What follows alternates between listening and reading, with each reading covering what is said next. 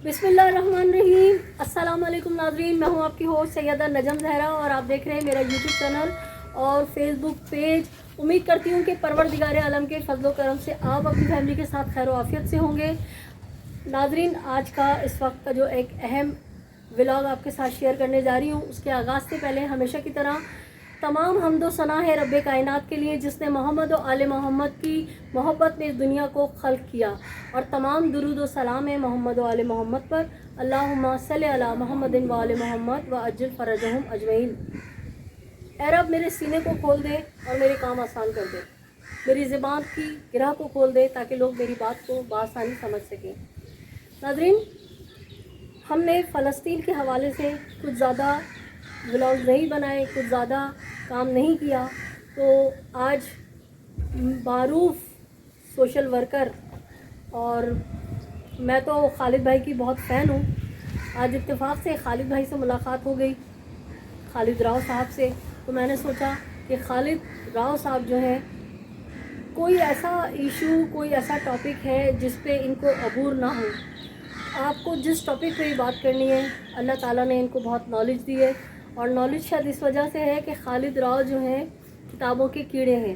तो आज फ़लस्तीन के हवाले से खालिद भाई से बातें करेंगे और कुछ पैगाम, कुछ हक़ाइक़ अपने इस व्लॉग के ज़रिए आप तक पहुंचाएंगे।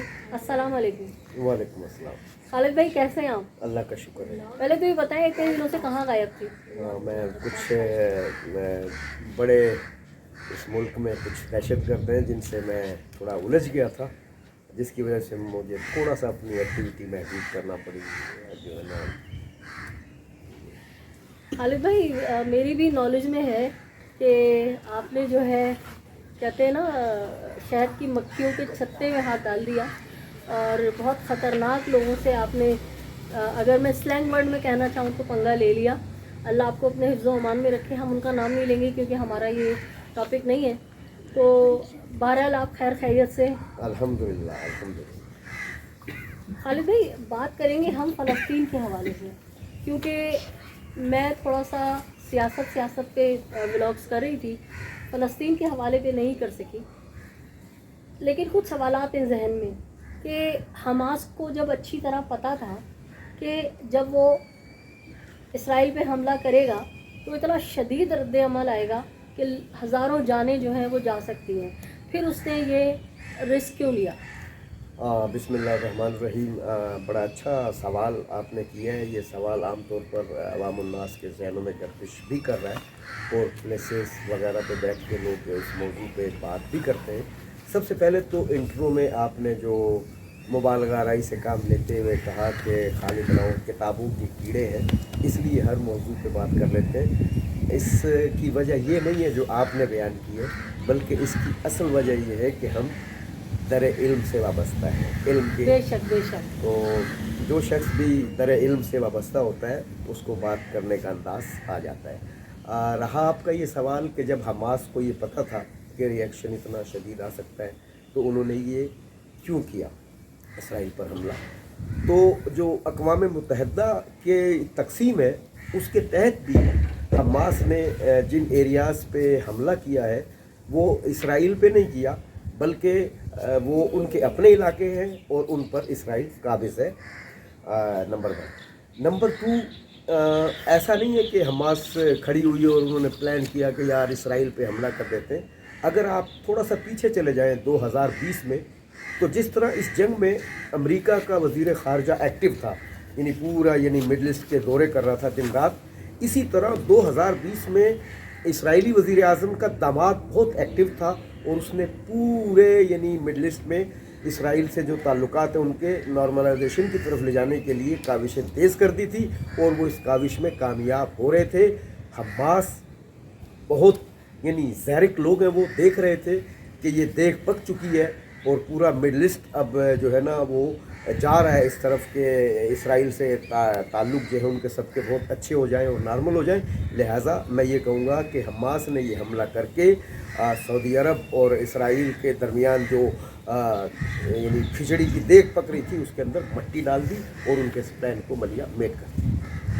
अच्छा, एक सवाल ये भी आम अवामुन्नास में होता है कि फ़लस्तीनी जब जानते थे कि इसराइल जो है ظالم ہے, قابض ہے اور مسلمانوں سے نفرت کرتا ہے.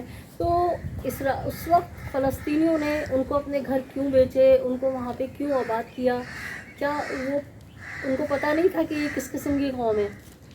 ہاں زہرا, مجھے بڑا افسوس ہوتا ہے جب ہمارے کچھ مسلم دانشور بھی الیکٹرانک میڈیا پہ, جو مین اسٹریم میڈیا ہے, اس پہ آ کے برطانیہ اور اسرائیل کے اس بیانیے کو آگے بڑھاتے ہیں. اگر آپ تاریخ کے اوراق الٹے تو حقیقت اس کے بالکل برعکس ہے. ایسا نہیں ہے کہ فلسطینیوں نے اسرائیل کو اپنے مکانات بیچے ہیں, یہ بالکل جھوٹ ہے.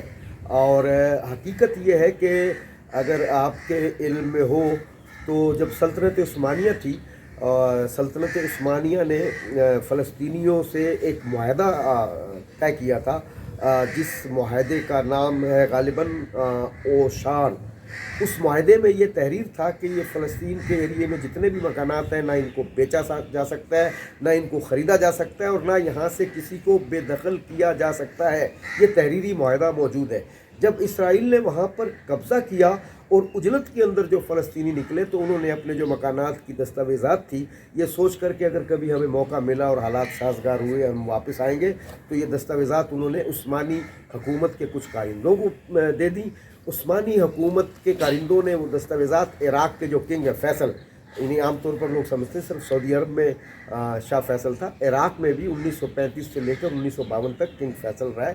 یہ عثمانیوں نے وہ دستاویزات کنگ فیصل کو دی. کنگ فیصل نے وہ تمام دستاویزات اردن کے جو ابھی موجودہ شاہ ہیں ان کے دادا عبداللہ الاول کے حوالے کر دیں, اور اسرائیلیوں نے وہ تمام دستاویزات اردن کے یعنی عبداللہ الاول سے حاصل کی. فلسطینیوں نے اپنے مکانات نہیں بیچے. یہ بالکل جھوٹ ہے. یہ برطانیہ اور اسرائیل کا نیگیٹو پروپیگنڈا ہے, جن کو ہمارے کچھ مسلم دانشور بھی نا علمی کی بنیاد پر آگے بڑھاتے رہتے ہیں. یعنی کہ خالد بھائی, یہ جو پروپیگنڈا کیا جاتا ہے کہ فلسطینیوں نے خود بیچے گھر, تو یہ تو آپ نے بالکل مطلب ایک نیا بیانیہ سامنے لائے ہیں کہ یعنی قاتل بھی ہمیں, مقتول بھی ہمیں, ہمارے اپنے ہی مسلمانوں نے جو ہے فلسطینی مسلمانوں کی کمر میں چھرا گھونپا. بالکل. ہمارا یعنی جو میڈیا ہے, میں یہ سمجھتا ہوں کہ کسی بھی وار میں جو آپ کا یہ جو مائک ہے, یہ بندوق سے, توپ سے, راکٹ سے زیادہ خطرناک ہوتا ہے. میں سمجھتا ہوں کہ خاص طور پر مسلم دانشوروں کو ہر چیز کو آگے بڑھانے سے پہلے اس کی تحقیق کر لینی چاہیے کہ تاریخی حقائق کیا ہیں, نہ یہ کہ اسرائیل یا برطانیہ کوئی پروپیگنڈا چھوڑے اور اس کو آگے بڑھانا شروع کرتے ہیں. یہ ہماری پرابلم ہے. ہم شروع ہو جاتے ہیں اور تاریخ کے اوراق نہیں پلٹتے.